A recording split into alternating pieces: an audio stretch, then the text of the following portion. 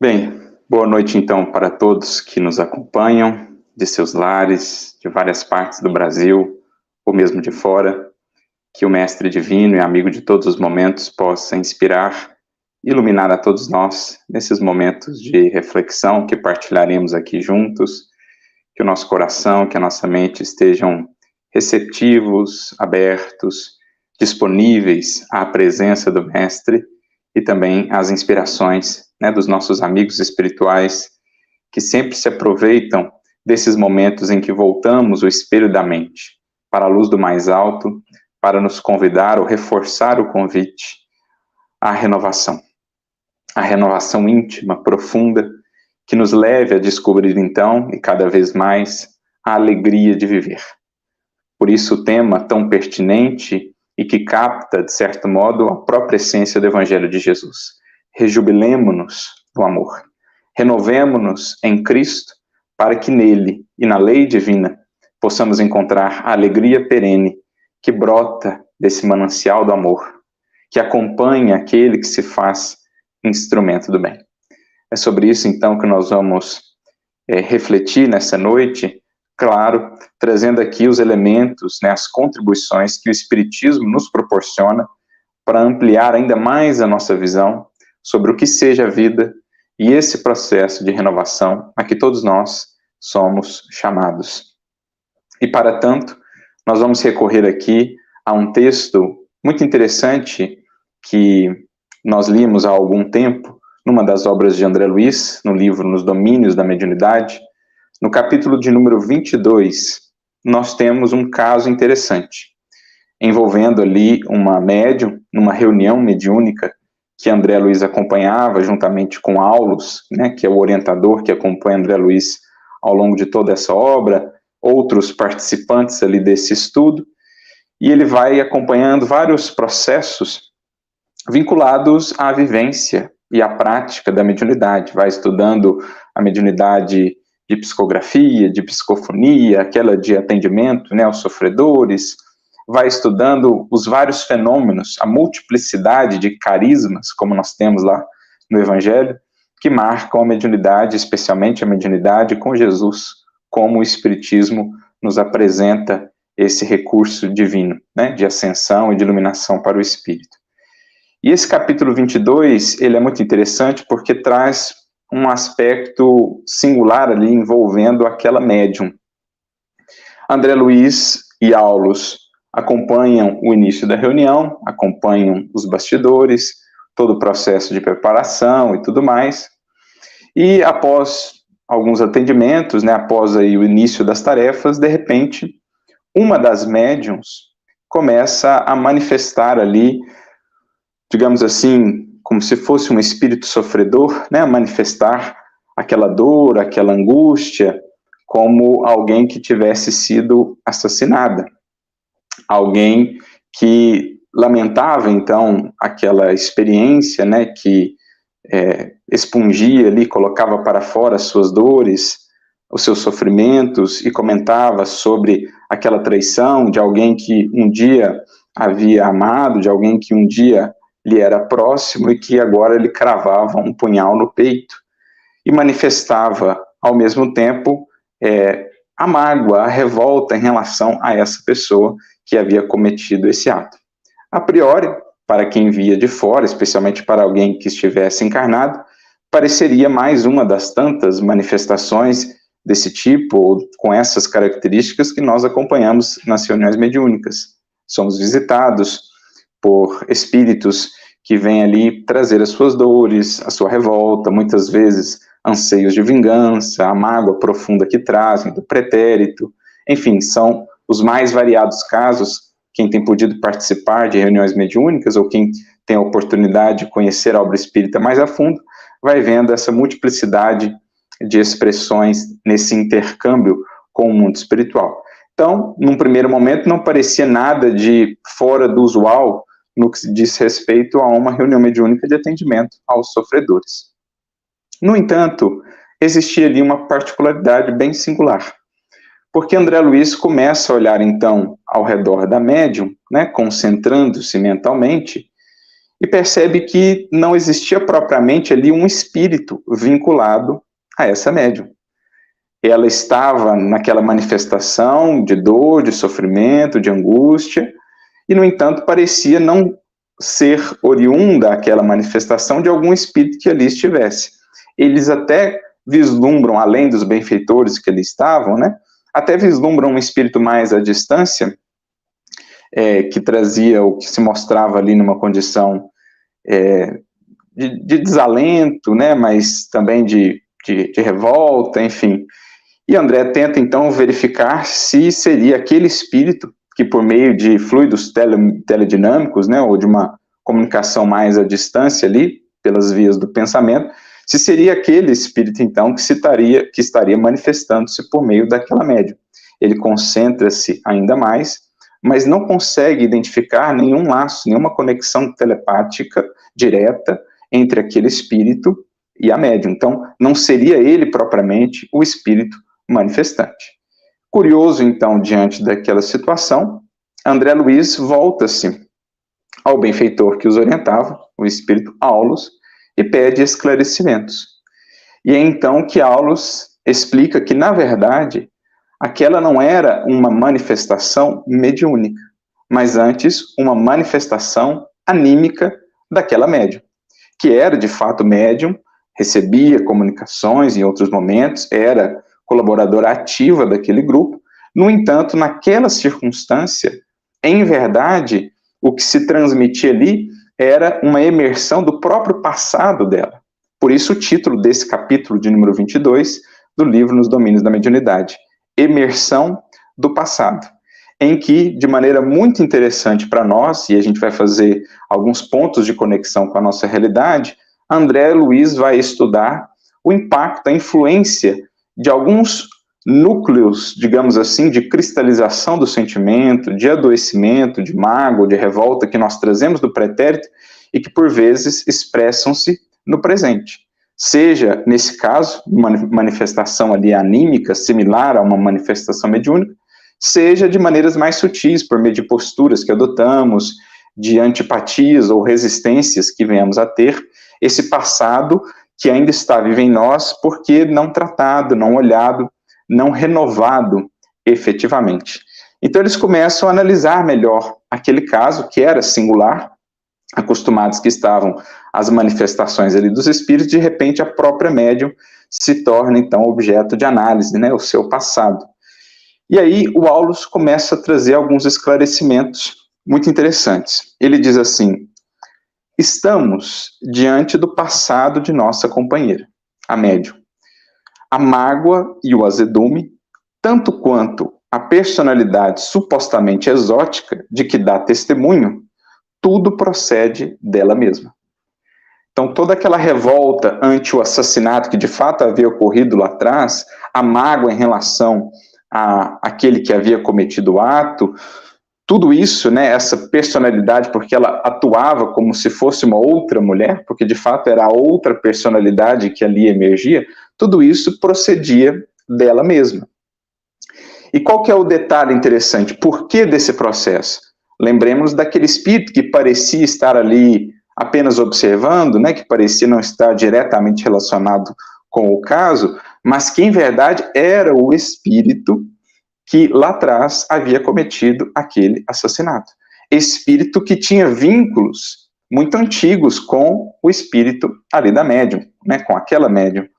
E que, na presença dele, ela então como que voltava aquele tempo, era como um gatilho que acionava então essas lembranças, ou esses pontos de cristalização, de adoecimento do sentimento que vinham à tona então ali, até pela sensibilidade que ela tinha na condição de médium, ela manifestava a personalidade daquela outra encarnação. Então, tudo aquilo, diz Aulus, procedia dela mesma. Ante a aproximação de antigo desafeto, que ainda a persegue de nosso plano, revive a experiência dolorosa que havia ocorrido há muito tempo numa cidade do velho mundo. E ele continua mais adiante. Recomeçou a luta na carne, na presente reencarnação, possuída de novas esperanças. Contudo, tão logo experimenta a visitação espiritual do antigo verdugo, que a ela se enleia através de vigorosos laços de amor e ódio, perturba-se-lhe a vida mental, necessitada de mais ampla reeducação. Então, olha que interessante, como nós aprendemos na doutrina espírita, como nos informam os espíritos acerca dos bastidores de uma reencarnação, dos processos de preparação. Muitos de nós estudamos, nos preparamos, revisitamos alguns aspectos do passado e recomeçamos, então, a luta com esperanças de melhoria, com projetos de renovação. Claro que existem aqueles espíritos que estão ainda muito inconscientes quanto a si mesmos ou quanto às necessidades evolutivas, muito pouco despertos para as necessidades de renovação à luz do Evangelho, e que reencarnam quase que num processo compulsório, sem muita preparação, sem muito planejamento efetivo. Mas todo espírito com um grau mediano já de evolução, de consciência, passa por esse processo sob o amparo dos seus benfeitores. Não foi diferente com ela, ainda mais sendo ela, né, ou vindo a ter uma missão como médium na doutrina espírita, portanto, há ali uma preparação para que ela pudesse bem desempenhar os afazeres e os mistérios que assumia com a mediunidade, que pede do espírito muita disciplina, muita aplicação, realmente abnegação para poder triunfar nessa tarefa.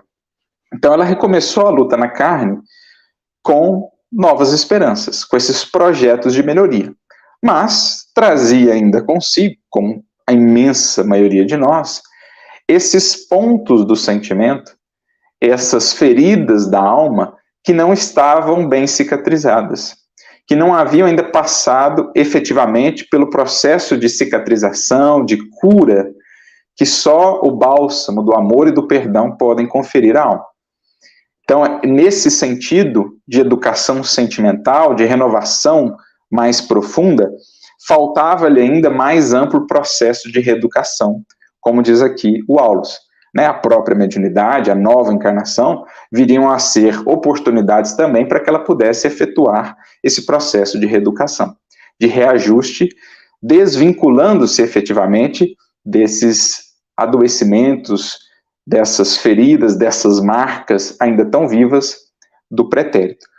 Só que na presença do antigo verdugo, como existiam ainda energias, vibrações muito vigorosas de amor e de ódio, é interessante, né, esse paradoxo aqui, ao mesmo tempo amor e ódio, porque o ódio em geral é um amor adoecido, onde há ódio, há um vínculo ali muito profundo de interesse, porque se não houvesse interesse, a criatura seria indiferente em relação a outra, mas como há interesse a ponto de persegui-la, né, dia e noite, é porque no fundo existia antes um vínculo muito profundo, de alguma maneira, que por uma atitude de um lado ou de outro, ou de ambos os lados, acabou se degenerando, se deteriorando nesse ódio.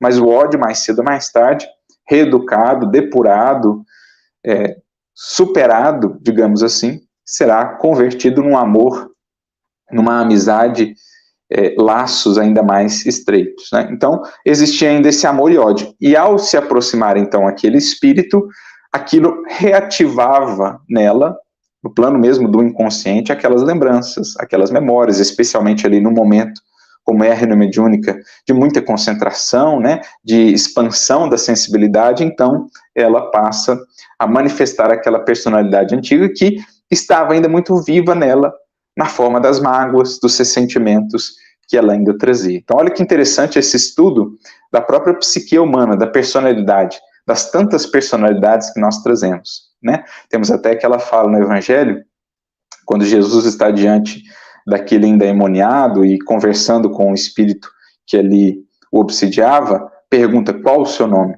E ele então responde, Legião, porque somos muitos.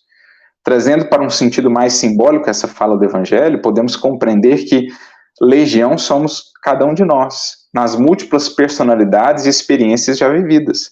Nem todas elas educadas, nem todas elas superadas. Muitas vezes traremos conosco mágoas adquiridas em encarnações há séculos atrás. Traremos conosco ainda um orgulho que foi desenvolvido quando tivemos lá uma encarnação na condição de reis ou numa corte de algum país da Europa, da antiguidade, Traremos conosco uma revolta de quando fomos lá, talvez, servos no campo de um senhor feudal e duramente humilhados e tudo mais, ainda trazemos conosco essa revolta que impacta as nossas ações ainda hoje. Então, temos uma legião ainda de experiências do pretérito não felizes ou perturbadoras, desequilibrantes, temos ainda uma legião por olhar e por tratar, por curar, por renovar.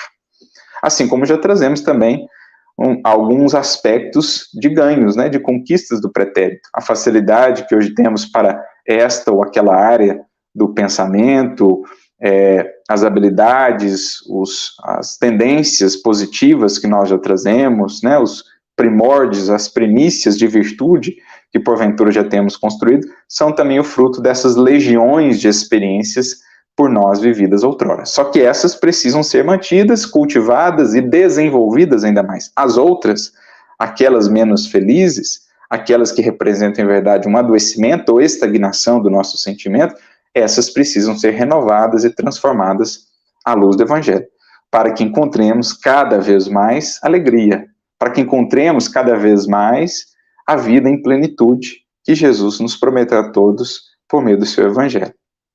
Então, voltando aqui, segue, né, o benfeitor Aulus esclarecendo ali André Luiz e Hilário, que eram os aprendizes.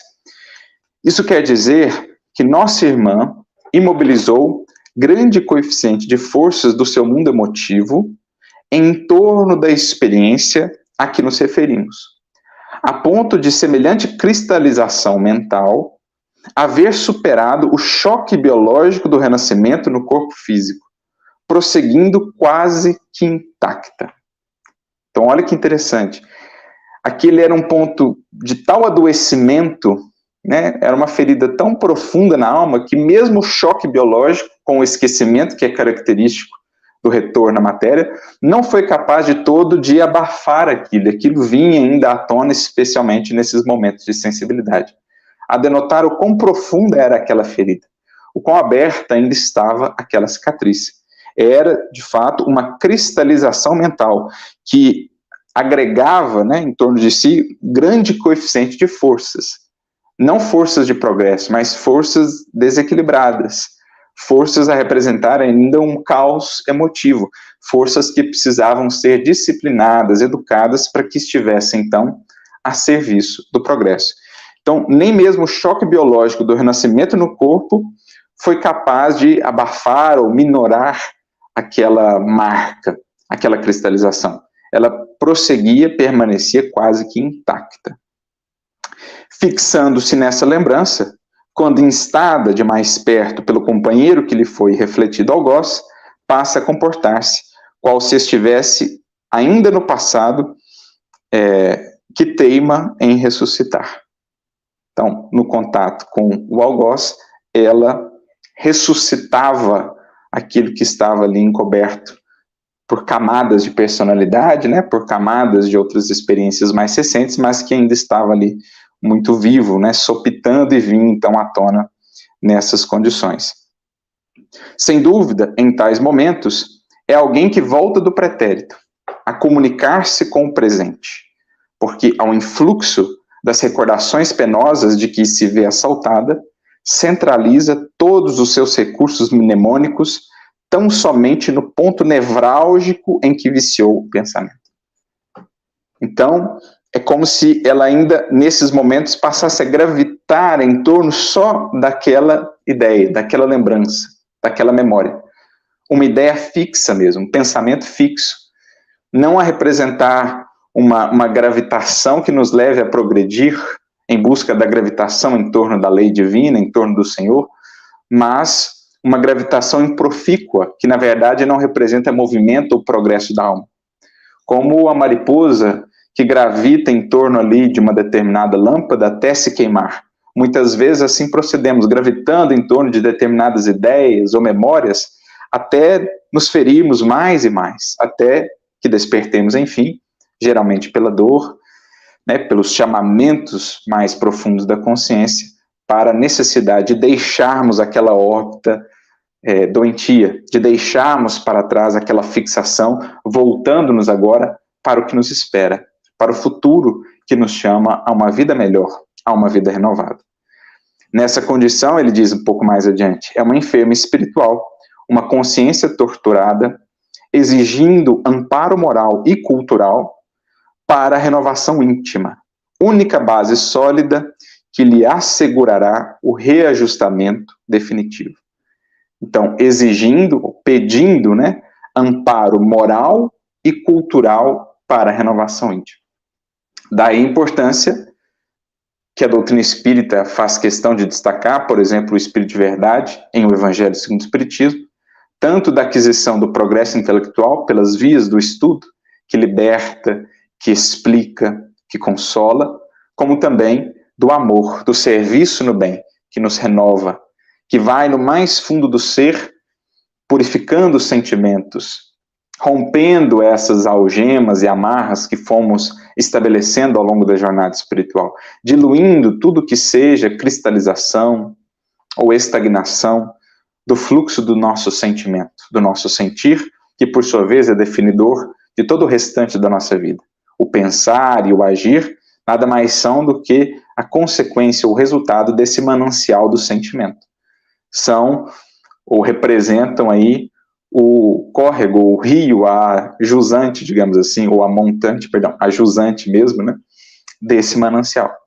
Representam o fluxo que decorre daquilo que temos cultivado na fonte da vida, que é o coração. Por isso já diziam os provérbios antigos, acima de tudo guarda o teu coração, porque dele procedem as fontes da vida. Sem renovação nas fontes da vida, em vão estaremos a esperar renovação no nosso modo de ser e de agir. Então, era preciso renovação cultural e moral, que é o que o Espírito de Verdade nos diz. Espíritas, amai-vos, espíritas, instruí-vos. Por isso, em nossas atividades espíritas, sempre veremos de maneira conciliada, de maneira equiparada, o estudo com o serviço. O convite ao conhecimento e à renovação de raciocínios, bem como o convite ao serviço no bem e à renovação de sentimentos. Amor e instrução como bases sólidas que assegurem o reajustamento definitivo, para que, enfim, deixemos ao passado o que foi, as experiências que não podem ser transformadas e abramos, então, ao futuro que nos chama. O Evangelho do Cristo não é senão um chamado do porvir. Jesus representa para nós o futuro luminoso que nos aguarda e que veio ter conosco a fim de nos conclamar, a deixando para trás o passado e dele extraindo apenas o que edifica, avançarmos, mobilizando-nos no presente em direção a esse futuro de tantas esperanças que o Evangelho nos proporciona. Então era uma enferma espiritual nessa condição que trazia ainda esses pontos nevrálgicos de viciação do pensamento e do sentimento. Isso faz nos recordar, de uma mensagem muito interessante do espírito Sheila, que se encontra no livro Passos da Vida, capítulo de número 28. É uma mensagem que, vez por outra, nós a mencionamos em nossos estudos e reflexões, porque ela é muito interessante e ela vem bem ao encontro disso que nós estamos vendo nesse capítulo, da condição dessa médium, que não nos enganemos, é a condição de todos nós. Todos nós temos aí esses pontos nevrálgicos de adoecimento do sentimento, do pensamento. Poderemos talvez não demonstrá-los ostensivamente como ela ali, de maneira similar a uma manifestação mediúnica, mas expressamos isso na forma de posturas que ainda temos, de hábitos que ainda cultivamos, de resistências ou antipatias diante de certas pessoas ou de certas experiências, revoltas que ainda trazemos, enfim. Nós todos temos esses pontos mortos. É assim que Sheila intitula essa sua mensagem, em que ela vem enumerando uma série de experiências em que manifestam-se, por exemplo, esses pontos mortos diante de uma pessoa com a qual convivemos e que temos dificuldades imensas, no âmbito familiar, por exemplo. Às vezes temos ali um ponto morto do passado dentro de nós, exigindo reeducação. Diante de uma experiência que vivemos, uma enfermidade ou um revés, a postura de revolta que nos entregamos, talvez, a desestruturação pela qual passamos, muitas vezes temos ali um ponto morto. Aquilo é para nós uma espécie de calcanhar de Aquiles que precisa ser tratado, que precisa ser olhado. Então ela enumera uma série de circunstâncias em que podemos identificar esses pontos mortos, mas aí ela diz, mais ao final da mensagem, todos trazemos do pretérito pontos mortos que é indispensável banir da estrada, a fim de marcharmos ao encontro do futuro, na posição de almas livres para a abençoada missão que nos é reservada. Então, todos trazemos do pretérito, seja da encarnação antecedente a essa, ou seja, de encarnações de muitos séculos. Quantas vezes não vemos em reuniões mediúnicas espíritos a lamentarem ocorrências que se deram há 5 séculos, há 1 milênio, há 2 milênios, ainda presos àquela experiência lá, pela vingança, pela revolta, pela raiva, pelo ódio. Quantas vezes não vemos espíritos nesta condição? Então nós trazemos esses pontos mortos que precisamos banir da estrada, a fim de que caminhemos mais leves, mais livres, em direção ao alvo que nos espera, ao Cristo que nos chama. Porque com ele o caminho vai se fazendo mais leve. Todo jugo com Jesus é suave. O fardo com Cristo é mais leve. Por quê? Porque libertamos-nos das amarras que dificultavam a nossa caminhada. Desvencilhamos das teias em que nos envolvíamos, as teias das paixões, as teias dos ódios, das mágoas, dos ressentimentos. Libertamos-nos do peso morto das ilusões que vínhamos arrastando às vezes por séculos, para enfim descobrirmos a realidade da vida, a verdade que liberta. Como diz o mestre no Evangelho, como diz Eurípides em sua conhecida frase, poderoso é esse sol da verdade. É preciso abrirmos a essa luz para que ela então dissipe toda sombra que ainda trazemos dentro de nós, em especial no escrínio, no santuário do coração. Amarguras, pesares, dissabores, desencantos, são regiões traumatizadas de nossa alma que nos compete sanar. Então, regiões traumatizadas, como no caso lá da médium. Era um trauma ali, né? Quando a gente fala de trauma, temos o trauma físico, quando a gente lesiona uma parte do corpo, quebra um braço, temos ali o trauma físico, mas temos os traumas emocionais, que ficam gravados, às vezes, por várias encarnações, resistindo até mesmo ao choque biológico da reencarnação, como Aulus disse no caso daquela irmã. Então, são regiões traumatizadas de nossa alma que nos compete sanar, usando os antissépticos da bondade e do perdão, do sacrifício e da renúncia. Então, quais são os recursos para sanar esses traumas? Para, de fato, nos desvincularmos desses pontos mortos ou dessas amarras em relação ao pretérito, para, enfim, caminharmos mais livres, mais seguros em direção ao amanhã.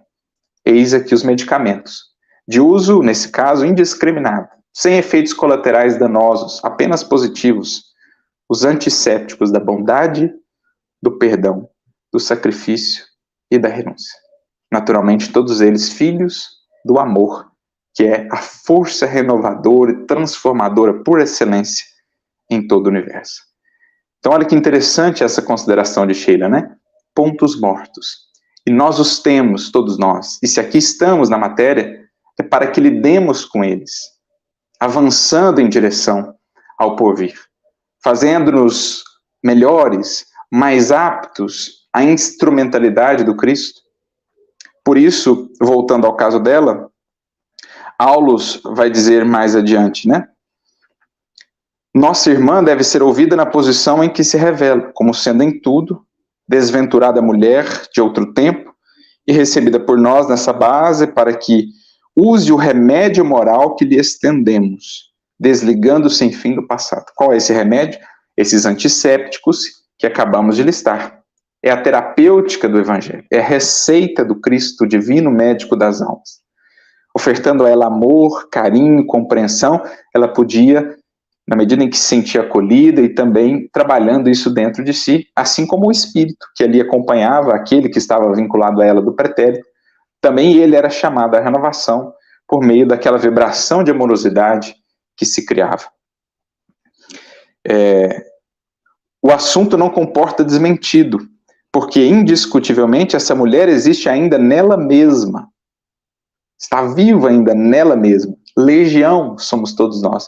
Uma legião de personalidades e de experiências as mais diversas já vividas, com pontos positivos, mas com pontos negativos, pontos mortos a serem tratados. A personalidade antiga não foi tão eclipsada pela matéria densa como seria de desejar. Ela renasceu pela carne, sem renovar-se em espírito. E aqui nós adentramos num aspecto muito interessante, que só o Espiritismo viria nos explicar a fundo.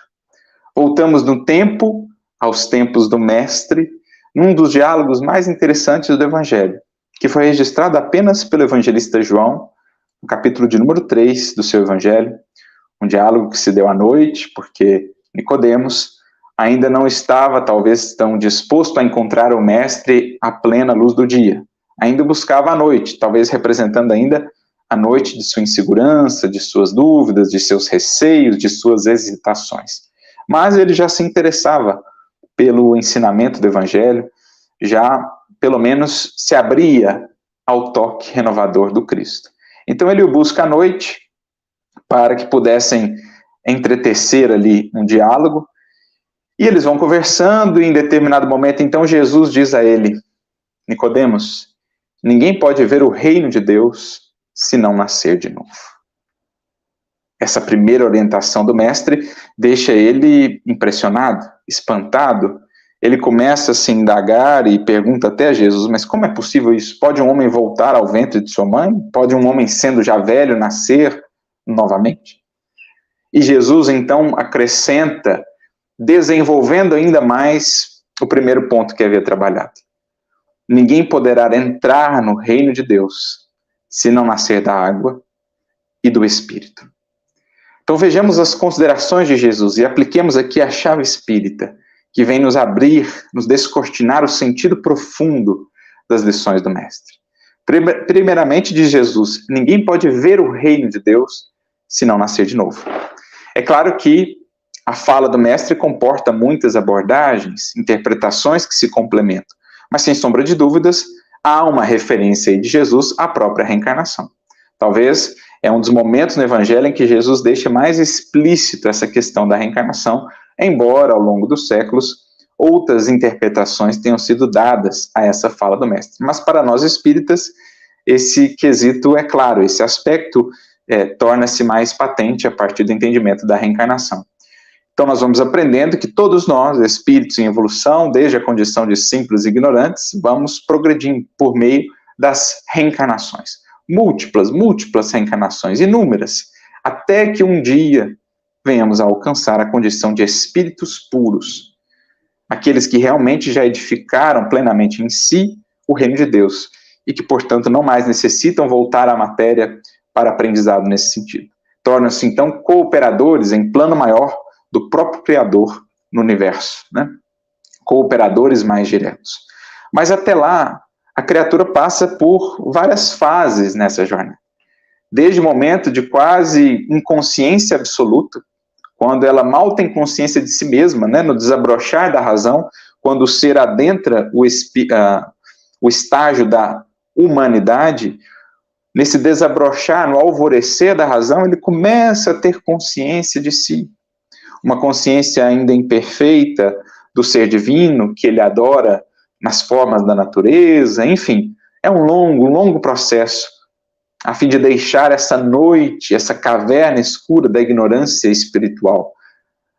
E aos poucos, por meio das reencarnações, do contato com outros seres, dos espíritos, né, do auxílio de espíritos mais elevados, que são enviados à Terra para nos educar, e mesmo no mundo espiritual, o contato que vamos tendo, embora de maneira mais limitada, né, com esses espíritos mais elevados, mas enfim, em um processo multimilenário, gradualmente o espírito vai enxergando, vislumbrando o reino de Deus. Isto é, vai vislumbrando a meta que lhe compete atingir. É o que Jesus diz na primeira frase, ninguém pode ver o reino de Deus se não nascer de novo. Não fosse o processo multimilenário das reencarnações, com o intercâmbio entre os dois mundos, com as trocas entre os seres, com o aporte de luz por meio dos mensageiros que encarnam e vêm nos instruir, não fosse todo esse processo de idas e vindas entre matéria e mundo espiritual, o espírito quedaria para sempre na ignorância. Mas Deus é perfeitamente sábio em tudo que fez, estabeleceu essa lei de solidariedade, estabeleceu esse processo em que cada espírito será também, sobretudo, fruto de si mesmo, de suas escolhas, claro, com auxílio de outros espíritos e dele próprio, o Criador. Mas é assim que ele vai aos poucos descobrindo quem é, de onde vem, para onde vai. Se voltássemos a 10 mil anos atrás, na história da humanidade, os espíritos aqui encarnados estão ainda longe de uma compreensão mais profunda, até mesmo de si próprios, com exceção de missionários que, porventura, estivessem encarnados naquele período. Mas, de um modo geral, estávamos ainda bem embrutecidos, bem obnubilados em nossa consciência. Mas com o passar dos séculos, com a vinda das revelações, com o amparo da espiritualidade superior e do próprio mestre que coordena todo esse processo, nós fomos despertando, cada um ao seu tempo, para a realidade do reino que nos espera. Em especial com o advento de Jesus, quando então o reino foi escancarado para todos nós. O convite foi universalizado, né? Foi distribuído em cada esquina, em cada caminho, como naquela bonita parábola da festa das bodas, em que mensageiros são enviados a cada estrada, a cada caminho, a cada encruzilhada, para convidar os corações à festa do reino. Então foi o processo gradual de educação da humanidade pelas vias da reencarnação que foi permitindo que a gente vislumbrasse o reino de Deus como meta. Mas entre vislumbrar a meta e alcançá-la, há uma grande distância. Há todo um processo, uma jornada a ser percorrida. E aí nós entendemos a segunda consideração de Jesus, que de certo modo complementa e amplia a primeira. Ninguém pode entrar no reino de Deus se não nascer da água e do Espírito. Vejamos a diferença. Na primeira frase é ver o reino de Deus. É conceber isso, é identificar o alvo, a meta. Na segunda frase é entrar no reino de Deus. Aí já representa alcançar, consolidar, estabelecer. E há uma diferença. No primeiro é o nascer de novo. É o processo multimilenário de idas e vindas entre a matéria e o mundo espiritual. Agora, no segundo, ele diz nascer da água e do Espírito. Ora, o nascer da água, como o próprio Kardec vai mencionar no Evangelho segundo o Espiritismo, lá no capítulo 4, o nascer da água é uma maneira simbólica, representativa, de falar sobre a encarnação, a vinda do ser à matéria. A água, no contexto do Evangelho, das Escrituras, muitas vezes é um simbolismo do elemento material. Porque aqui no nosso planeta a água é um elemento absolutamente essencial. O nosso corpo mesmo é composto em grande percentagem de água, né? Quando reencarnamos, adentramos lá a placenta, que mais não é do que uma espécie de piscina, né? Um banho, um batismo, um mergulho. Então, a água também é elemento essencial para a manutenção da vida aqui no plano físico, no plano material. Sem alimento, podemos até viver por alguns dias, mas sem água, vivemos muito pouco tempo aqui na matéria. Então, a água acaba sendo esse símbolo da vida material, ou até mesmo a simbologia do mar que nós tínhamos ali, aos tempos do mestre, o lago de Genezaré.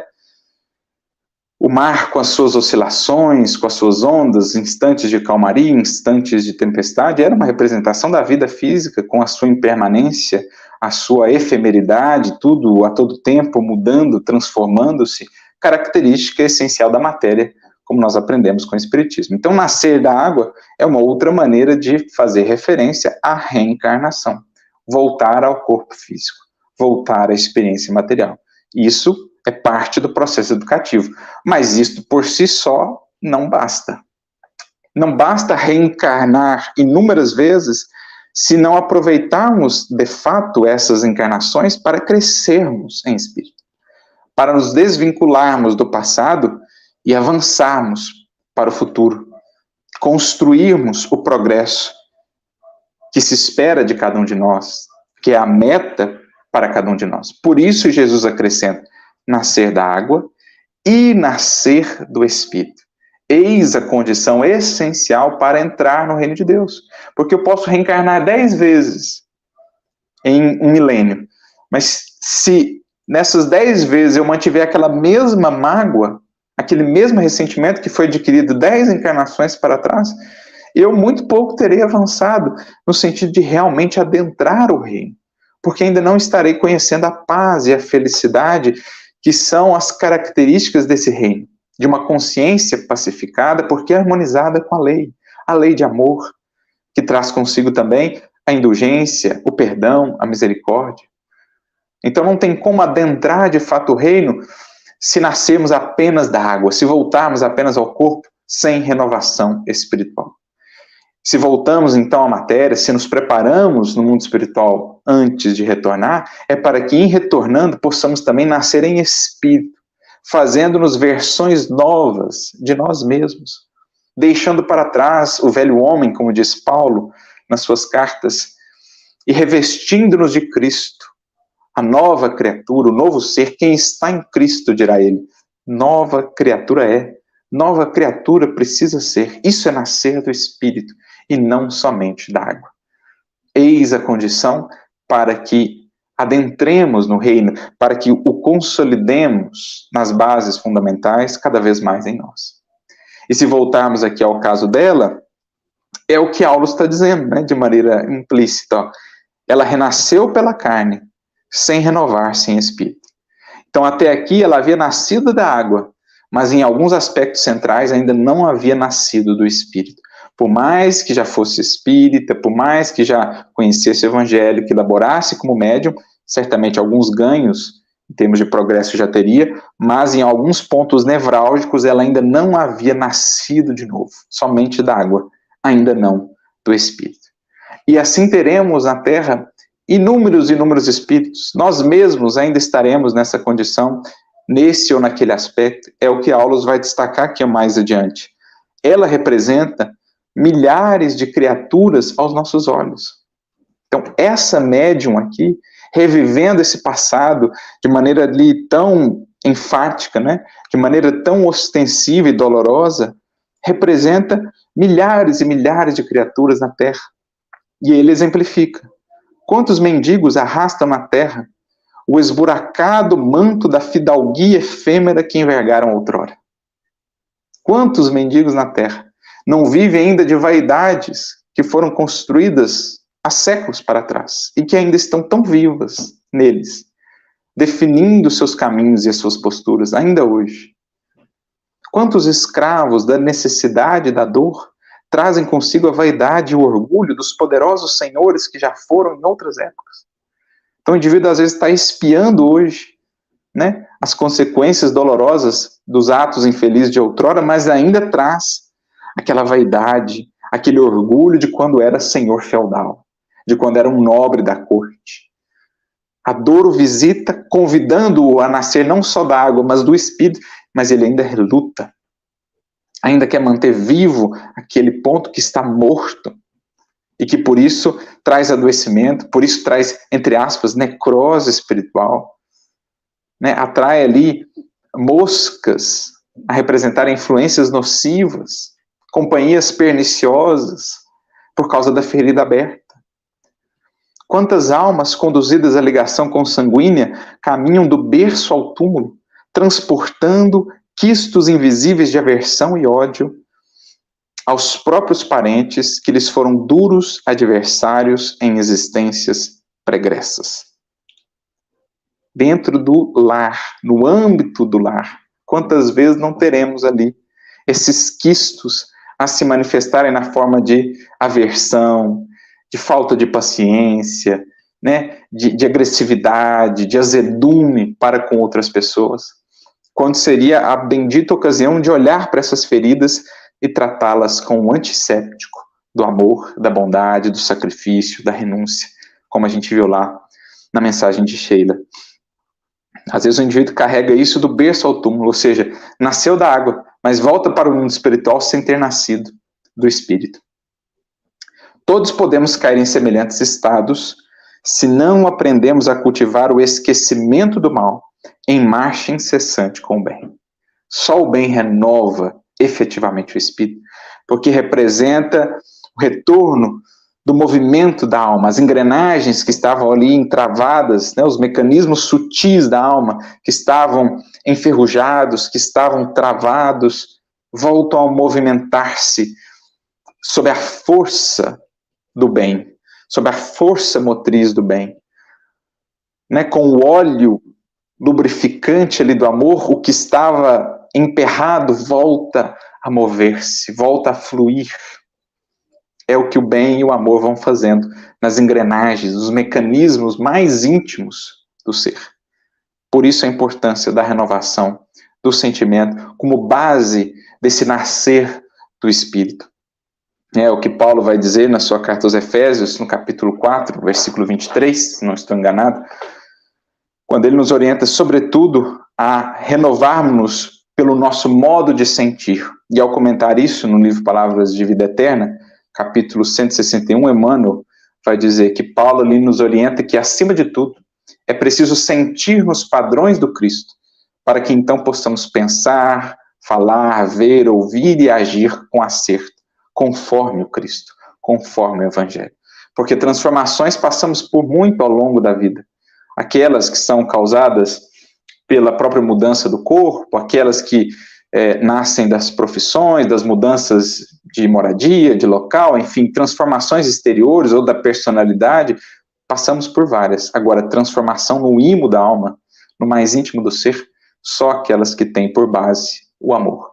A renovação de sentimentos em Cristo, para que haja, então, por conseguinte, renovação de pensamentos e, por consequência, renovação de ações e do destino.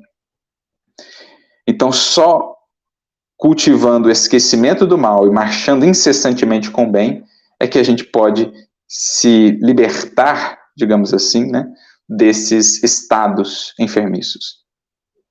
E aí, mais adiante, ele ainda frisa, o Aulus, né, a importância de expungir o passado, de maneira a nos pacificarmos, e de considerar, acima de tudo, o impositivo do perdão aos inimigos para a reconquista da paz. Do perdão, que será um fruto do amor. Amor que cobre, então, a multidão de nossos pecados, amor que balsamiza todas essas chagas, que cicatriza essas feridas, que dilui toda cristalização e faz fluir novamente esse manancial da vida, gerando por onde passa a renovação, dentro da criatura e ao redor dela, pelos atos inspirados por esse amor que vier a movimentá-la. Então, olha que caso interessante, uma aplicação direta daquilo que Jesus falou há tanto tempo com Nicodemos e que opera-se todos os dias na matéria, entre esse ir e vir, né? Quantos espíritos não estarão nessa condição? Nascendo da água novamente para nascerem em espírito, voltando ao mundo espiritual, tendo nascido da água, mas não tendo nascido do espírito. Outros, por sua vez, nascendo da água e nascendo também em espírito, voltando triunfantes, mais felizes, rejubilando-se em Cristo e no amor, por terem conseguido dar mais alguns passos na senda renovadora. Porque entregaram-se ao Evangelho, porque nortearam-se por os princípios do amor, conseguiram então essa renovação. Isso nos faz recordar ainda uma outra mensagem de Emmanuel, que se encontra no livro Ceifa de Luz, no capítulo de número 22, cujo título é exatamente Renovação em Amor, em que ele comenta um versículo de Paulo na sua segunda carta aos Tessalonicenses, capítulo 3, versículo 13, em que Paulo diz: "E vós, irmãos, não vos canseis de fazer o bem." É o que Aulus disse. Só esquecendo o mal e marchando ao lado do bem, de ombro a ombro com o bem, é que nós conseguiremos, enfim, renovarmos-nos em amor. Por isso o título da mensagem. E aí ele diz: quando as crises te visitem, ante os problemas humanos, é justo medites nos princípios de causa e efeito. Ou seja, é justo entendamos que isso tem alguma raiz no pretérito. Tanto quanto é natural que reflitas no impositivo do burilamento espiritual. Ou seja, é preciso, assim como entendemos que tem uma raiz no pretérito, é preciso entender que agora, no presente, podemos construir um novo porvir. Podemos mudar a nossa relação com esse pretérito, com que somos defrontados. Entretanto, pensa igualmente na lei de renovação, capaz de trazer-nos prodígios de paz e vitória sobre nós mesmos, se nos decidimos a aceitar construtivamente as experiências que se nos façam precisas. Então, a postura de humildade perante a vida. A postura do coração que anseia de fato renovar-se. É o coração humilde. Humildade é fertilidade, humus é solo fértil, receptivo às sementes de vida eterna, às sementes de vida abundante, que o Cristo e a própria vida espargem no solo de nosso coração. Mas é preciso que não encontrem um solo impermeável, endurecido, cristalizado nesses pontos mortos, mas antes um solo trabalhado pela força, pelo arado do bem e regado pela água viva do amor, para que então frutos de renovação de fato possam ser produzidos. Se atingiste a integração profunda com as bênçãos da vida, considera as tarefas, que a divina providência te confiou. Deus não nos envia problemas de que não estejamos necessitados. Olha que maravilha isso. Essa é uma das frases de Emmanuel que eu mais gosto. Deus não nos envia problemas de que não estejamos necessitados. Então o problema vem atender uma necessidade. No caso daquela irmã, o convívio espiritual com aquele que outrora foi o seu algoz, o trabalho ali na tarefa mediúnica, era o desafio que ela precisava. Era o problema que viria trazer à tona, problema mais profundo a ser tratado, para que então mais saudável, mais equilibrada, ela pudesse seguir para outros afazeres, para outras descobertas, quanto a si mesma e quanto à vida. Então Deus não nos envia problemas que não atendam a necessidades evolutivas. A questão está em saber enxergá-los.